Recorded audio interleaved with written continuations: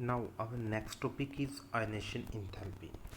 तो ionisation enthalpy के अंदर किस टाइप का डिस्कशन होगा, तो बच्चे ध्यान देना है। इंथैल्पी मीन्स होता है एनर्जी। ओके, अब बात करेंगे कि आयनेशन इंथैल्पी का मीनिंग क्या है। क्लियर? तो आयनेशन इंथैल्पी का मतलब रहता है कि जब भी हम किसी एलिमेंट के आउटर मोस्ट शेल से इलेक्ट्रॉन को रिमूव करते हैं, आउटर मोस्ट शेल से इलेक्ट्रॉन को बाहर निकालते हैं, उसके लिए जो मिनिमम अमाउंट एनर्जी प्रोवाइड की जाती है that is the ionisation enthalpy, ionisation energy और आयनेशन पोटेंशियल का नाम भी दिया जा सकता है। ओके, तो आप यहाँ पे डेफिनेशन को रीड आउट कर सकते हो। It is the minimum amount of energy required to remove an electron from the outermost shell of an isolated gaseous atom.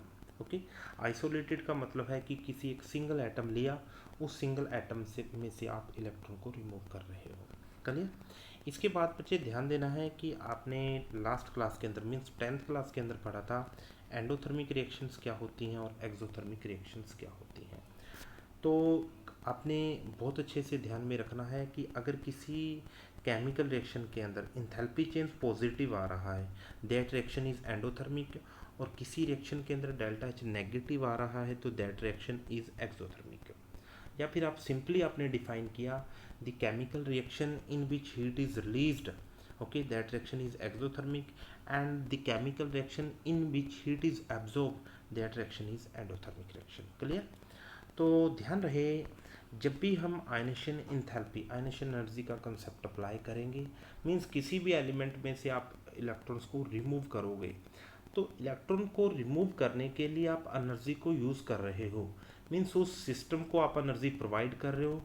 It means ionisation enthalpy is your endothermic process. Okay, तो अब जो हम बात करने जा रहे हैं कि जो हमारी आयनेशन इंथैल्पी का पीरियड के ऊपर क्या इफेक्ट पड़ेगा और जनरल ट्रेंड क्या रहेंगे। क्लियर? तो बच्चे ध्यान देना है कि यहाँ पे मैंने एक एल्यूमिनियम का एटम लिया। इस एल्यूमिनियम के एटम के अंदर आप सभी बच्चों को शेल बनाना आता ही है। फर्स्ट शेल के अंदर 2 इलेक्ट्रॉन है, सेकंड शेल के अंदर 8 इलेक्ट्रॉन है और थर्ड शेल के अंदर 3 इलेक्ट्रॉन है। तो यहाँ पे हमने कुछ एनर्जी प्रोवाइड की, इंथैल्पी का यूज़ किया और एक इलेक्ट्रॉन को बाहर निकाल लिया, आउटर मोस्ट शेल में से एक सिंगल इलेक्ट्रॉन को रिमूव कर लिया। ओके, तो this element is A L positive. Okay, आपने एक इलेक्ट्रॉन को निकालने के लिए जो एनर्जी यूज़ की that is your IE1, it represent the first ionisation enthalpy. Clear? अब आपने क्या किया, इस Al पॉजिटिव जो कटायन फॉर्मेशन हुई, इस Al पॉजिटिव में से एक इलेक्ट्रॉन और निकालना, this will be represent the IE2। IE2 means second ionisation enthalpy. Clear? तो आपका जो रिजल्टेंट आयन बना that is Al+2, it represented by the 281। Clear? तो बच्चे ध्यान देना है कि जब आप एलिमेंट में से फर्स्ट इलेक्ट्रॉन को रिमूव कर रहे थे तो उसको IE1 बोलेंगे, फर्स्ट आयनेशन इंथैल्पी, और जब सेकेंड इलेक्ट्रॉन को रिमूव कर रहे थे दैट इज IE2। अब आपने ध्यान रखना है किसी भी एक सेम एटम के अंदर IE2 is always greater than IE1। Okay, किसी भी सेम एलिमेंट के अंदर, मतलब सेम एलिमेंट का IE1 और IE2 को कंपेयर कर रहे हो अगर आप, तो IE2 is always greater than IE1।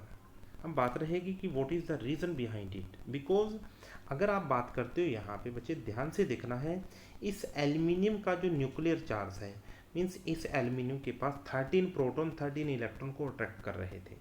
अब यहाँ पे आप देख सकते हो जब Al+ में से आपने इलेक्ट्रॉन को रिमूव किया, effective nuclear charge is same, means 13 proton तो प्रेजेंट ही है, बट अब जो आपने इलेक्ट्रॉन निकालना है, पहले 13 में से 13 प्रोटॉन 13 इलेक्ट्रॉन थे, मीन 13 प्रोटॉन्स 13 इलेक्ट्रॉन्स को अट्रैक्ट कर रहे थे, but in this case 13 proton attract the 12 protons, 13 electrons attract the 12 electrons. It means effective nuclear charge is more in this case, second case. Okay, effective nuclear charge increase होने के कारण IE2 is greater than IE1। Clear? इसके बाद आप compare कर सकते हो कि अगर आप थर्ड इलेक्ट्रॉन भी निकालना चाहते हो तो आपको जो इंथैल्पी देनी पड़ेगी दैट इज IE3। क्लियर? तो IE3 will be greater than IE2। ये बातें बेटा यहाँ पे मैंने मेंशन भी कर रखे हैं, because continuously effective nuclear charge पर electron is continuously increase. Clear? तो आपने ध्यान देना है IE3 will be greater than IE2 IE1। Okay, अब हम बात कर रहे हैं यहाँ पे, आपने बच्चे इन चीज़ों को करके देखना है, और यहाँ पे मैंने मेंशन भी कर दिया जो कि अभी मैंने कंसेप्ट को आपको समझाया है। क्लियर? अब हम बात करेंगे